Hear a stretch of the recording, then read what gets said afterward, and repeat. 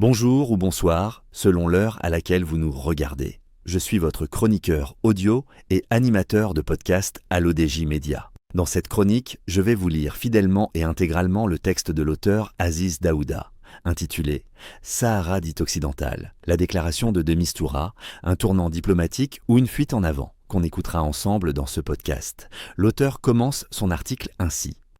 L'envoyé personnel du secrétaire général de l'ONU pour le Sahara, dit occidental, Staffan de Mistura, a commis, dans la langue qu'il maîtrise le mieux pour exprimer ses émotions, l'italien. Une déclaration d'une rare franchise. Un ton peu habituel chez les diplomates, le langage était direct et sans ambiguïté possible. Il a dit en substance que le conflit du Sahara, dit occidental, n'est pas une question de décolonisation, mais bel et bien un affrontement indirect entre le Maroc et l'Algérie.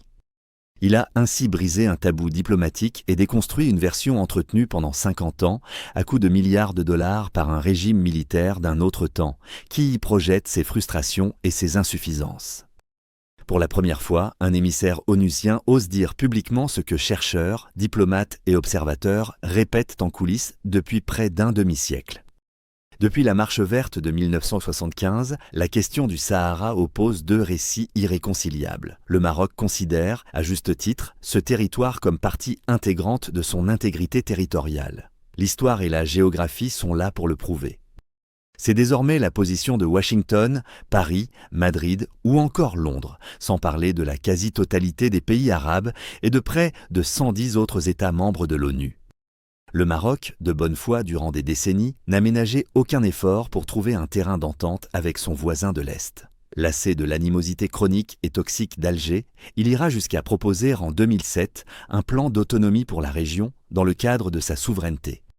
Depuis, la quasi-totalité de la communauté internationale juge cette proposition comme la seule applicable. En réalité, c'est la seule sur la table. Jamais la partie adverse n'a formulé une solution crédible, sinon la partition du Maroc.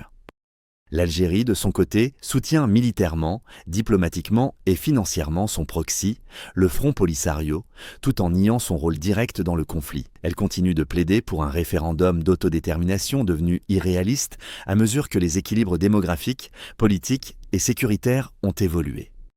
Faut-il le rappeler, c'est cette même Algérie qui, en manipulant son proxy, avait tout fait pour faire capoter le référendum que Hassan II avait lui-même proposé. Jusqu'ici, l'ONU avait choisi de se réfugier derrière une neutralité de façade, parlant d'un processus politique à mener sous son égide. Mais chacun savait que, derrière les formules feutrées, il s'agissait d'un bras de fer stratégique entre Rabat et Alger. Dans ce contexte, comment comprendre les propos de de Mistura, sinon comme une sortie calculée à la veille de la réunion cruciale du Conseil de sécurité? Cette fois-ci, elle survient après que plusieurs puissances, notamment les États-Unis, la France et le Royaume-Uni, ont soutenu ouvertement l'initiative marocaine d'autonomie. Deux lectures se sont possibles. S'agit-il d'une pression sur Alger?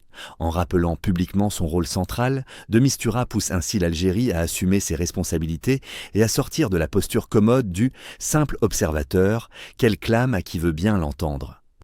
S'agit-il d'un constat d'impuissance? Le diplomate italien reconnaissant implicitement que l'ONU a échoué à imposer une solution et que l'issue dépend désormais d'un rapport de force politique au sein du Conseil de sécurité. Dans les deux cas de figure, l'Algérie est donc plus que jamais devant ses contradictions. Depuis 50 ans, Alger a contribué à figer ce conflit au prix de coûts considérables. Un blocage durable de la construction maghrébine qui prive l'Afrique du Nord d'une intégration économique vitale, une érosion des opportunités régionales dans les secteurs de l'énergie, du commerce et de la sécurité collective, un fardeau pour la communauté internationale avec une mission onusienne, MINURSO, incapable de remplir son mandat mais dont le financement et le coût se poursuivent indéfiniment. Cette politique a progressivement isolé l'Algérie sur certains fronts diplomatiques, tandis que Rabat engrange des soutiens croissants, notamment après la reconnaissance américaine de la souveraineté marocaine sur le territoire en 2020. Va-t-on enfin vers une clarification historique? La question centrale, et c'est désormais la suivante. Le Conseil de sécurité est-il prêt à franchir un cap? Deux options s'offrent à lui. Entériner définitivement l'approche marocaine en considérant le plan d'autonomie comme la seule base sérieuse de négociation ou maintenir la fiction diplomatique d'un processus de décolonisation au risque de prolonger un conflit qui mine la crédibilité de l'ONU et handicape la stabilité régionale. En mettant Alger face à ses responsabilités, de Mistura a changé le ton du débat, même si son geste peut être lu aussi comme un signe d'agacement ou un dernier avertissement. Il a eu le mérite de ramener la réalité politique au centre de la scène.